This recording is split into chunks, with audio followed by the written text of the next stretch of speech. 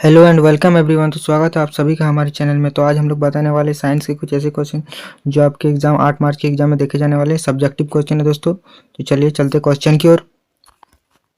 तो दोस्तों देखिए पहला क्वेश्चन, अवतल दर्पण में बने हुए प्रतिबिंब का एक ऐसा स्वच्छ किरण आरेख खींचिए जब वस्तु को फोकस एवं वक्रता केंद्र के बीच रखा जाता है। तो ये क्वेश्चन है दोस्तों, 2 नंबर का क्वेश्चन है। चलिए चलते अगला क्वेश्चन की ओर। अगला क्वेश्चन देखते हैं। अगला क्वेश्चन 4, निम्नलिखित रासायनिक समीकरण को संतुलित कीजिए। तो इसको संतुलित करना है दोस्तों। तो पहला में आप लोगों को पहले में 4 लिख देना है इसमें, और इसमें 2 लिख देना है, तो ये संतुलित हो जाएगा। और दूसरा बी नंबर में कर देना आप लोगों को, यहाँ के में 2 लिख देना है, H2O में पहले 2 लिख देना है, और KOH के पहले 2 लिख देना है। तो चलिए दोस्तों ये संतुलित हो चुका है। अगला क्वेश्चन की ओर चलते हैं। तो दोस्तों अगला क्वेश्चन को देखते हैं। अगला क्वेश्चन 5 नंबर है, नेत्र की समझन क्षमता से क्या अभिप्राय है। 40 शब्दों में लिखना है। बहुत ही इंपॉर्टेंट क्वेश्चन है दोस्तों, ये आ सकता है 8 मार्च के पेपर में। तो चलिए अगले क्वेश्चन की ओर चलते हैं। तो देखिए दोस्तों अगला क्वेश्चन क्या है। अगला क्वेश्चन है, उपधर्मी ऑक्साइड क्या होता है, एक उदाहरण दीजिए। इसको भी 40 शब्दों में लिखना है। बहुत ही इंपॉर्टेंट है दोस्तों, ये भी आ सकता है। मोस्ट इंपॉर्टेंट क्वेश्चन ये तो आ ही सकता है, हमको लग रहा है। चलिए अगले क्वेश्चन की ओर चलते हैं। अगला क्वेश्चन है 7 नंबर दोस्तों।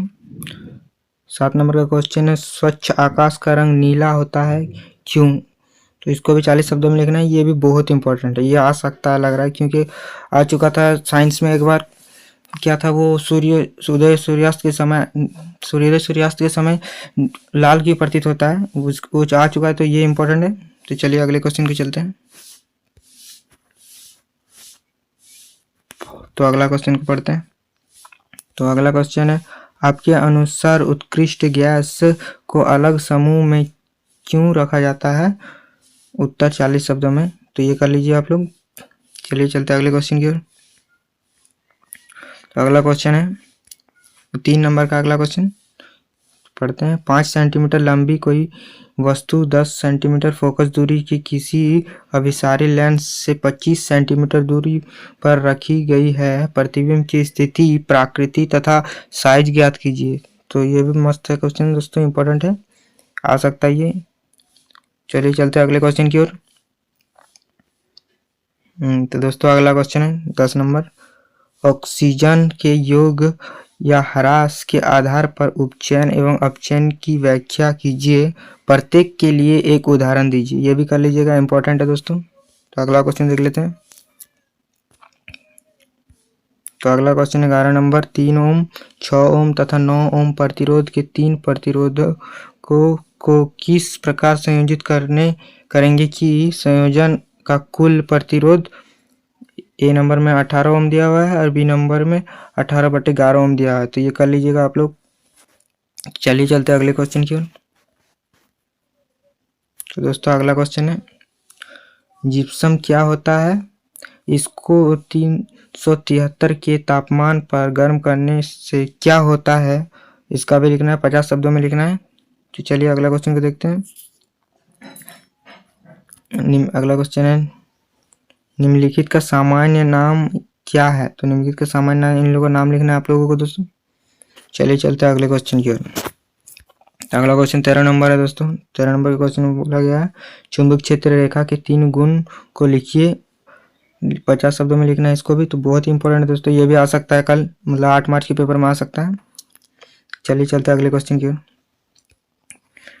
तो अगला क्वेश्चन यही है दोस्तों, किसी विद्युत परिपथ में लघुपथन और अतिभारण कब होता है। ये भी बहुत इंपॉर्टेंट है दोस्तों, ये कर लीजिएगा आप लोग, जरूर कर लीजिएगा इसको, बहुत इंपॉर्टेंट है। चलिए चलते हैं अगले क्वेश्चन की ओर।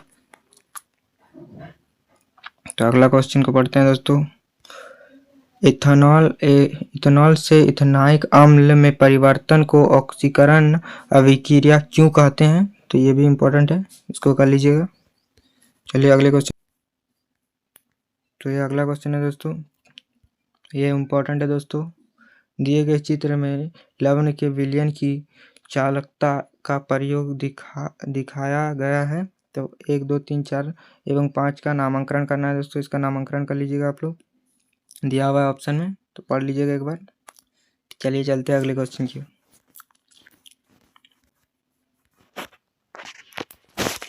तो दोस्तों अगला क्वेश्चन है, मानव वृक्षण की क्या अंतर है, कोई दो कार्य लिखे इसका। तो इसको भी 40 शब्दों में लिखना है, तो इसको कर लीजिएगा आप लोग। अगला क्वेश्चन को देखते हैं। अगला क्वेश्चन है दोस्तों, नदी पर बांध बनाने से क्या लाभ होता है, कोई दो लाभ लिखना है दोस्तों। तो इसको भी कर लीजिएगा आप लोग, ये भी इम्पोर्टेंट है दोस्तों। ये भूमि रासायनिक चक्र क्या है, परिभाषा कीजिए, इसको भी कर लीजिएगा आप लोग।